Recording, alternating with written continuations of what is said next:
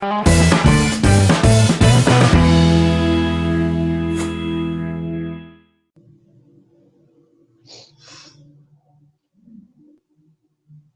pessoal, tudo bem? Eu sou a professora Camila Tecla e você está assistindo ao primeiro episódio da minissérie Educação em Tempos de Pandemia. E hoje, para que nós possamos iniciar as nossas discussões, eu tenho o prazer em receber a professora Renata Oliveira, que é uma cientista social. Vou pedir para que ela se apresente para vocês. Olá, alunos e alunas. Primeiro, agradecer o convite. É um prazer sempre trabalhar com a professora Camila, né? Amiga já pessoal, e aí é muito importante dividir com ela as nossas ansiedades, tanto como amigas, mas também como professora, né? Então, eu agradeço. Eu sou a professora Renata Oliveira de Santos, eu sou cientista social pela Universidade Estadual de Maringá, mestre também em Ciências Sociais, e no momento eu sou doutoranda do Programa de Educação, de Pós-Graduação em Educação da Universidade Estadual de Maringá. E aí, nesse momento, eu vivo o momento da pesquisa, que é em Educação e Tecnologia Digitais, e assim também o momento de ser professora, agora em Educação Remota. Então, a gente faz parte, tanto eu quanto a professora Camila, de um grupo de pesquisa chamado GPA-DTEC, que é um grupo de pesquisa em Educação à Distância e Tecnologia, e a gente tem discutido muito esse momento de pandemia, esse momento de sociedade, o que a gente tem pensado em fazer. Então, eu sou uma professora que também teve que aprender de uma hora para outra, mesmo sendo uma estudante de tecnologias digitais, como era ver a vida mudar. Né? Então, eu posso colocar isso agora no meu currículo de vida. Em algum momento da minha vida, eu vi a vida mudar. Exatamente. E é justamente, né, sobre esse tema que nós vamos começar, professora Renata. Como que eu gostaria que a professora começasse explanando, né, sobre esse contexto social de pandemia, né? Como que nós chegamos e que mudanças, né, na sociedade essa pandemia causou. Bom, quando a gente fala de contexto, a gente pode utilizar diferentes autores, né? Mas, na verdade, eu gostaria de compartilhar com vocês, talvez um dos autores mais conhecidos quando a gente fala de sociologia, que é o sociólogo polonês Zygmunt Bauman. Então, se eu for falar pelo Bauman, se eu for falar com esse argumento, eu vou dizer que a gente já vivia numa sociedade líquida, onde as nossas relações humanas, ela perpassava primeiro pela relação individual. Então, a gente está numa sociedade onde o eu está muito mais avançado, vamos dizer assim, na frente do qualquer outra decisão. Porque a gente vive hoje uma sociedade de consumidores. Então, o nosso prazer é consumir. Nós nos tornamos mercadorias, nós nos transformamos os valores dentro dessa sociedade, assim como a gente percebe essa sociedade também a partir do momento em que eu decido as coisas dentro dessa sociedade e a minha busca de felicidade está muito relacionada às coisas que eu consumo e não quem eu sou. Então, o contexto que a gente vinha antes era de uma sociedade em que, se eu perguntasse para vocês, você é feliz? Você diria assim para mim, professora, eu sou. Já comprei minha casa, tô pagando meu carro, final de semana tem uma festa, eu posso beber alguma coisa e assim por diante. O que eu tô querendo dizer para vocês é que a gente vivia num momento em que tudo era relacionado ao eu primeiro, ao individualismo. Então, eu posso comprar, eu posso ter, eu posso fazer, mas quem sou eu nessa sociedade? Então, o Bauman vai dizer que dentro dessa sociedade de tantos de consumidores, a gente tornou as nossas relações sociais muito líquidas. É por isso que se a gente não gosta de alguém, a gente hoje tem o termo cancelo na internet, né? Então eu vou cancelar as pessoas, eu deleto do meu celular, eu tiro do meu Facebook, eu tiro do meu Instagram, porque eu não quero mais manter relação com quem eu acho que naquele momento não preciso manter relação. Então a gente vinha numa sociedade muito pautada dentro, né, de uma sociedade de consumo, dentro da ideia da individualização, dentro da ideia do ter versus o ser, e aí a nossa vida mesmo estava gerando em torno disso. Eu sempre falo aos meus alunos, eu cito uma música do Paralamas do Sucesso, que chama Capitães de Indústria. E ele diz assim na música, que ele acorda para trabalhar, que ele dorme para trabalhar, que ele corre para trabalhar. Então é como se a gente estivesse fazendo tudo isso em nome do quê? Em nome de um consumo. Então é muito importante que a gente entenda essas questões, né? Quem éramos nós? Qual era o contexto? O que eu estava buscando dentro desse contexto, né? E dentro desse contexto de uma sociedade de consumidores, eu estou buscando mesmo a minha individualização. Então, a partindo da leitura de Bauman, partindo da ideia de modernidade líquida, eu falo para vocês que a gente estava vivendo um contexto onde a gente meio que se perdeu em nossas relações sociais, né? As nossas relações sociais estavam pautadas no status, no ter, naquilo que eu acumulo, e as nossas satisfações pessoais estavam baseadas muito naquilo que eu comprava. Por isso que eu sempre falo, antes, quando a gente comprava um celular, ou quando a gente compra um celular, é muito sintomático isso. A gente passa a primeira semana inteira com as películas, cuidando e tal. O celular caiu, ele perde para nós qualquer sentido. Então, é como se a gente tivesse, nesse momento, passando por uma transição da nossa sociedade. Estava tudo certo. Você sabia quando você ia se formar, você sabia o que você podia comprar, você tinha a liberdade de ir e vir, você podia sair da sua casa, estava tudo certo. Era uma sociedade que caminhava ali na economia, caminhava ali pelas nossas relações sociais sempre muito voláteis, sempre muito líquidas, né? Sempre muito transformadoras. Então, a gente tinha esse contexto. Professora Camila, se a gente for pensar em sociedade de consumo, a gente está numa sociedade onde o consumo e a individualização fazia muito parte de quem a gente era, ou de quem a gente continua sendo, e que a gente pode estar repensando nesse momento.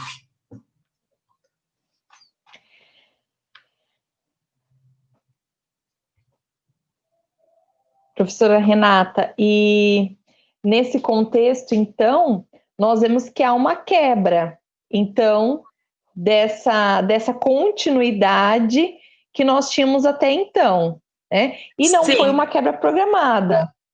Não, a gente não... a gente vive numa sociedade, então, de consumidores, aí a gente pode falar uma palavra, uma expressão que chama obsolescência programada, que é o quê? Tudo tem tempo para quebrar. Tudo tem tempo. Por isso que você compra uma impressora e ela para de funcionar depois de 4.000 folhas. Porque ela tem o tempo dela para quebrar. A televisão para de funcionar, tudo para. Porque eu estou numa sociedade que eu preciso renovar sempre. E o que aconteceu? Nesse momento que a gente parecia que já entendia tudo, que já sabia como que era essa sociedade, já entendia qual era o lugar dessa sociedade, a gente começou, então, a perceber que houve uma quebra. Né? Eu escutei uma frase outro dia de uma professora dizendo assim: eu levei o meu filho sexta-feira para a escola e não voltei mais na segunda. E aí, como que a gente vai pensar essa nova sociedade? Que sociedade é essa, na verdade? Agora, a gente está no momento que a gente precisa entender assim: vamos repensar tudo o que tinha. Por que é tão difícil hoje as pessoas ainda entenderem o uso da máscara, por exemplo? Por que é tão difícil hoje as pessoas ainda entenderem que a gente precisa da ciência para o contexto? Porque a gente vinha dessa sociedade que não se preocupava mais com o coletivo. Né? Porque eu colocar a máscara significa que eu me preocupo com o outro, significa que eu me preocupo com o coletivo. Né? Sociedades como a japonesa, ela usa máscara há anos. Porque quando eu estou gripado, de sociedade japonesa, estou gripada, eu não posso passar o vírus para o outro. Então, eu já saio da minha casa com a máscara, porque eu tenho consciência do outro. Talvez o que a gente vai ver futuramente é gerar consciência novamente de que a gente precisa do outro. Eu preciso do outro para sobreviver, eu preciso do outro para entender quem eu sou como pessoa, né? Porque o professor Mário Cortella disse outro dia uma coisa muito interessante. A gente falou tanto de isolamento social, que o que aconteceu? A gente começou a ficar doente e ficar sozinho, porque eu estou isolado socialmente. Ele falou, a gente deveria ter usado o termo afastamento social. Era só o afastamento físico, não é o afastamento psicológico, não é a gente não se olhar mais, no sentido mesmo que seja por uma câmera, e manter o diálogo, e manter as nossas relações. A partir do momento que se falou em isolamento social, parece que a gente foi repensar se a gente teria que manter nossas relações ou não.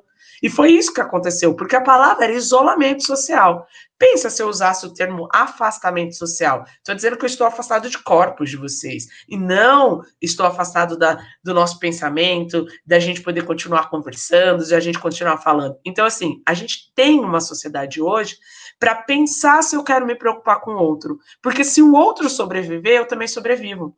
Se eu limpar o meu quintal, quando a gente falava lá da dengue, né? Se eu limpar o meu quintal, o outro não vai pegar. Então, nesse momento, a gente está dizendo assim: peraí, olha, até então estava todo mundo bem, né? Com as suas desigualdades, a sociedade caminhava, eu não precisava pensar muito assim, se eu uso ônibus e aí eu vou ter que estar distanciado, eu não precisava pensar muito assim em carteira de trabalho assinada, porque eu sou autônomo, então eu estou conseguindo a minha economia e tal, eu não precisava pensar muito, porque assim, se eu tiver que pensar carteira assinada, eu tenho que pensar no outro.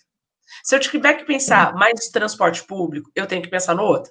Então a gente vinha de uma sociedade já muito individualista, muito consumidora. Então, de repente, eu falei assim: ei, para todo mundo, não pode mais consumir tudo que você quer, a hora que você quer, porque a gente tem que repensar. E também eu preciso ajudar o outro a sobreviver. Então, eu tive que ficar em isolamento social, e aí eu gosto mais do que o professor Mário Cortella fala de afastamento social, porque senão eu posso matar o outro. Então, como que faz se eu venho de uma sociedade que eu não quero pensar o outro? Como que faz agora, né? Eu brinquei, me chamaram outro dia para fazer uma live e eu brinquei, aí falaram assim: "Ah, você tem que falar como que vai ficar a sociedade depois da pandemia". Aí eu falei assim que o nome da live ia ser assim, como viveremos após pandemia? Aí eu coloquei assim: "E agora, José?". E aí eu fui ler o poema do Drummond de Andrade para falar assim: "E agora, José? O baile acabou? O que que acontece, né? Como que a gente vai voltar a ir para os bares? Como que a gente vai voltar a ir para um show? Como a gente vai voltar a ir para a sala de aula sem eu pensar no outro?". Esse que é a diferença que a gente tem agora. Para mim, para o meu olhar de ciência social, essa é a maior diferença. Eu venho numa tomada de uma sociedade individualista total, e aí, quando eu preciso parar para sobreviver, eu não sobrevivo sozinha. Eu preciso pensar no outro. E isso dói muito, né? Tem causado muita angústia, desespero, né? Até no início Exatamente. dessa pandemia, nós víamos assim muitas pessoas angustiadas a ponto de quase entrar em síncope, né? Isso foi Uhum. algo coletivo, não foi, né, isolado a alguns grupos. E eu acho que com o tempo, né, a gente está aí caminhando para mais de 60 dias de afastamento social, né? E para nós da educação, e que damos aula presencial, a gente vai caminhar para um semestre inteiro sem e com esse afastamento social. Eu falava com meus alunos essa semana que a gente já estaria exausto porque é segundo bimestre. O problema é que agora a nossa exaustão, ela não dá vazão, ela não tem para onde ir, porque a gente fica pensando assim, eu tinha muita esperança no dia 15 de maio, confesso para vocês, falando assim, nossa, 15 de maio a gente vai poder voltar, a gente vai poder tal, porque assim, a curva vai ter achatado, aquela coisa toda. E eu hoje me deparo com o 15 de maio muito doloroso, porque a gente passou dos 14 mil mortos pela Covid-19 no país. Então, eu olho para isso e fico pensando assim: qual é a minha exaustão hoje dos meus alunos? Eu percebo que a gente não sabe o dia que isso vai acabar. Então, como eu não sei como vai acabar, como que eu vou me programar para isso? Né? Programar assim, para quando eu vou usar a minha roupa, para quando eu vou comprar um tênis, para quando eu vou, né? Porque se eu sou uma sociedade de consumidores, eu estou me preocupando com isso. Quando eu vou sair e tal, não sei o quê. Agora, e me programar para essa nova sociedade de máscaras? A gente sai às ruas hoje, as pessoas estão de máscaras. Eu brinco, eu não vim para uma sociedade para não ver o sorriso das pessoas, né? Mas se a gente não fizer isso, a gente não consegue proteger a gente e o outro. Então, essa angústia, essa dor, essa solidão, é porque nos falaram, vocês não podem mais se encontrar. E só se existe sociedade, e só se existe o outro, você, porque o outro fala que você existe. Eu sempre falo para meus alunos: quem fala para você que você é feio? Quem fala para você que você é bonito? Quem fala para você que você é especial? O outro. Então, por mais que você olhe no espelho, espelho meu, me diga quem sou eu, não tem como ser isso se você não tiver uma relação com o outro. A ideia de viver numa ilha, a ideia do... A gente ter o Wilson, né, lá do Náufrago, dizendo por que o Náufrago, ele decide colocar o Wilson, né? Por quê? Porque ele queria conversar com o outro. Então, esse nosso afastamento social tem causado um impacto muito grande, porque parecia que a gente conseguia dominar as outras pessoas e dizer sexta-feira a gente está aí, vamos lá, vamos pro bar, vamos não sei o que tal, aí vamos sair da aula, né? Eu brincava essa semana com os meus alunos, vamos esperar os alunos chegarem, porque eles devem estar no shopping, eles devem ter ido almoçar, jantar não sei aonde e tal. E aí eles davam risada. Então eu acho que a coisa mais importante nesse momento de eu tô depressivo, eu tenho, é você entender que o mundo mudou. E que o mundo mudou e ninguém te avisou, e ninguém te preparou, né? E você está tendo que se adaptar a um novo mundo. Então, como eu, professor, a primeira semana que entrou de educação remota, nossa, foi assim uma euforia, né, na minha vida. Nossa, vamos fazer, vamos nananã. Trabalhava 12, 14 horas por dia, não sei o quê. Segunda semana, eu tive um colapso, né? Acordei um dia cambaleando, descobri que aquilo era labirintite, nunca tinha tido na minha vida. Fui ao médico, o médico falou assim: você é professora? Você está fazendo as coisas para pandemia? Então, você está estressada. E aí eu falei, como assim estressada? Imagina, eu amo o que eu faço, eu adoro dar aula. Tudo bem, ele falou, quantas horas você está trabalhando? Aí eu falei, 12, 13. Quantas você trabalhava a hora? 4, né? Preparava e depois ia para mais 4 em sala de aula e tal. Aí ele falou assim, então, você está entendendo? O mundo mudou. Então agora você vai ter que achar um novo lugar. Então assim, a gente está na sexta semana de aula. Hoje eu já sei qual é o horário que eu consigo gravar minha aula. Hoje eu já sei de que maneira que eu vou fazer. Hoje eu já sei, assim, vai passar o caminhão do ovo agora, não vai dar para gravar, né? Aquelas coisas assim. Mas a gente precisa entender que todo mundo mudou. E outra, talvez o que a gente esteja recuperando é a capacidade de ouvir o outro e também de poder falar, de dizer, não estou bem, hoje eu não acordei bem, hoje eu estou chateada, de poder mandar uma mensagem para um amigo e dizer, sabe que hoje não está legal? De poder falar assim, como que vocês estão? E talvez tempo para se olhar dentro, para saber como que a gente vai fazer essa sociedade, né? Então, talvez essas grandes angústias que a gente tem vivido é para modificar mesmo, para modificar, dizer, olha, não estava legal antes, né? Porque eu acho muito legal as pessoas dizerem assim, quando a gente vai voltar para o normal? E eu pergunto, qual é o normal? O que é normal para você? Normal era essa sociedade, então, individualista, que cada um comprava o que queria e pronto, acabou? É só para isso que você está querendo voltar? Porque eu quero voltar para uma sociedade melhor.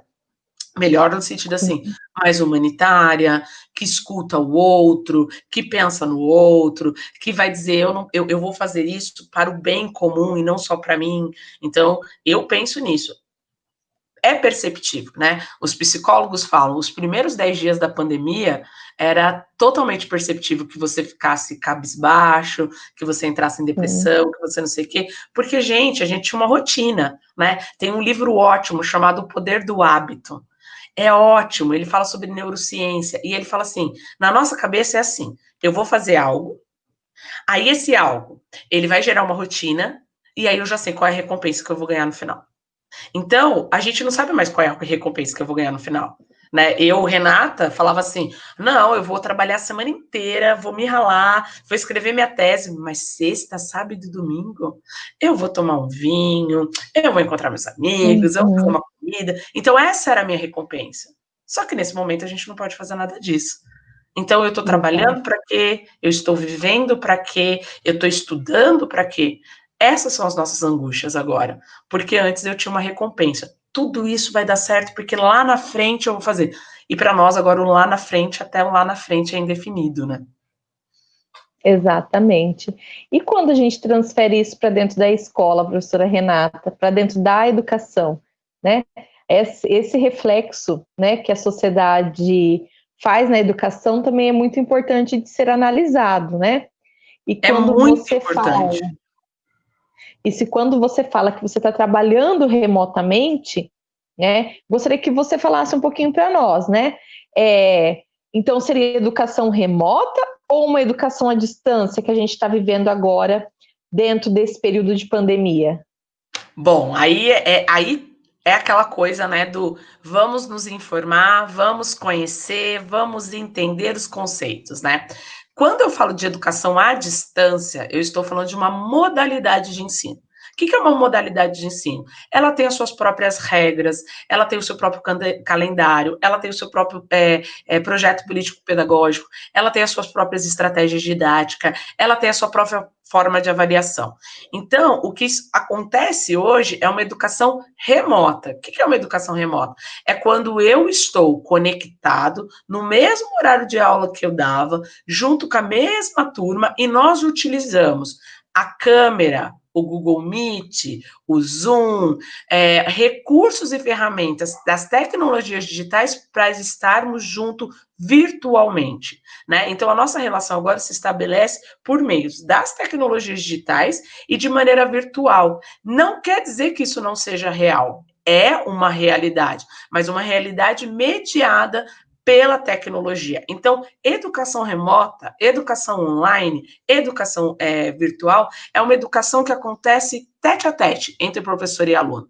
A gente está aqui para tirar dúvida, a gente está aqui para dar aula, a gente está aqui naquele mesmo horário. Então, o aluno, ele é obrigado, entre aspas, a conectar o seu computador, o seu celular, naquele horário, e está disponível naquele momento, né? Como isso é muito novo para a gente, por exemplo, a gente está tendo uma discussão enorme sobre como avaliar na educação remota. Essa não é uma discussão mais na IAD. Por quê? Porque a IAD funciona com vídeos já gravados, com tutores que não são os professores, né, que gravou a aula, com material já distribuído, com aquilo que tem início, meio e fim, com calendário, com como você vai fazer a sua avaliação, a sua prova. Então, a IAD, ela se organiza numa modalidade de ensino.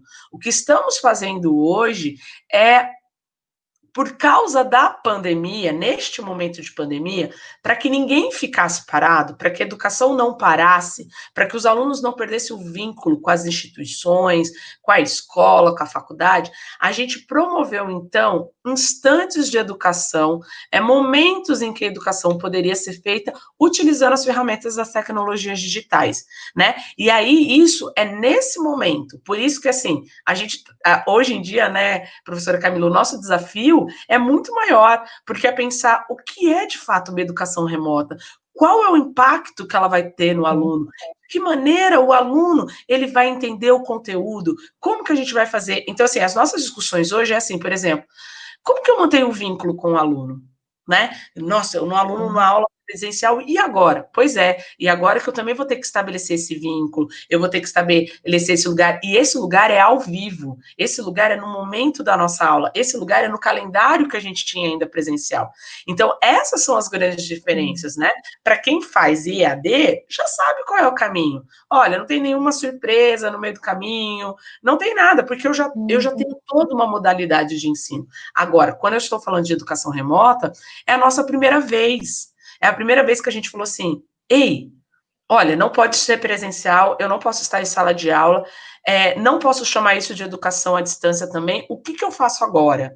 O que eu posso fazer agora é utilizar todos os recursos que eu tenho com tecnologia digital e permanecer os laços com o meu aluno. Como que eu permaneço? Essa semana uma professora de química, que eu gosto muito, ela dizia que na sala da presencial, quando ela dava alguma atividade e o aluno não sabia, ela já via na reação física do aluno. Ela via isso no rosto do aluno, ela via isso na expressão do aluno, ela via no desdém do aluno, ela via quando o aluno colocava a mão na cabeça e tal. Aí ela falou que quando ela foi trabalhar remotamente, que isso foi uma das coisas que mais doeu, porque nem todos os alunos ligavam a câmera. Então ela não sabia se o aluno estava sabendo ou não.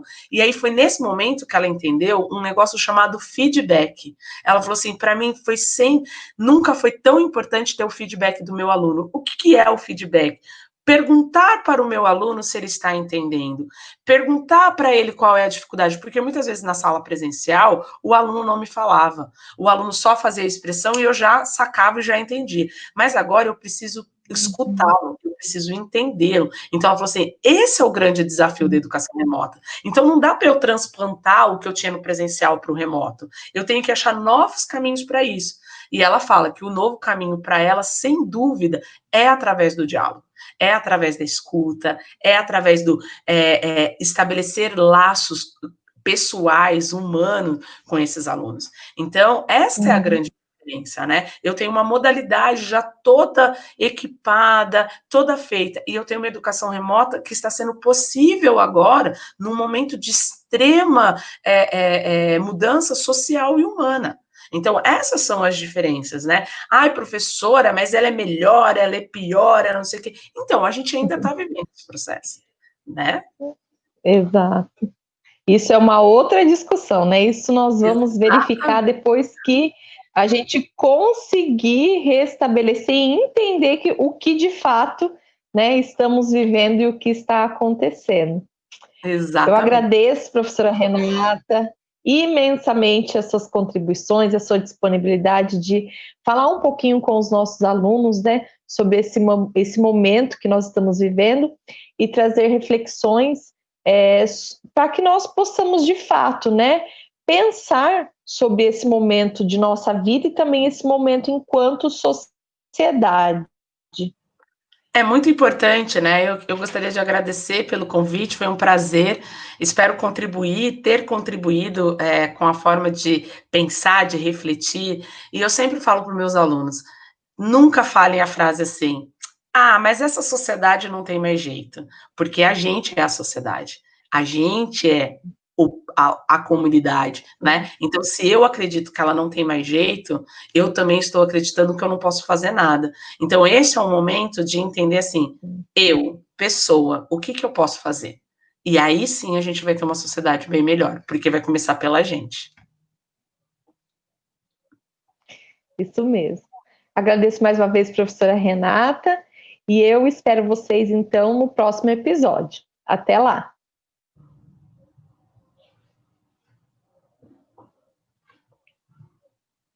EAD, o Unicesumar, do meu jeito, no meu tempo.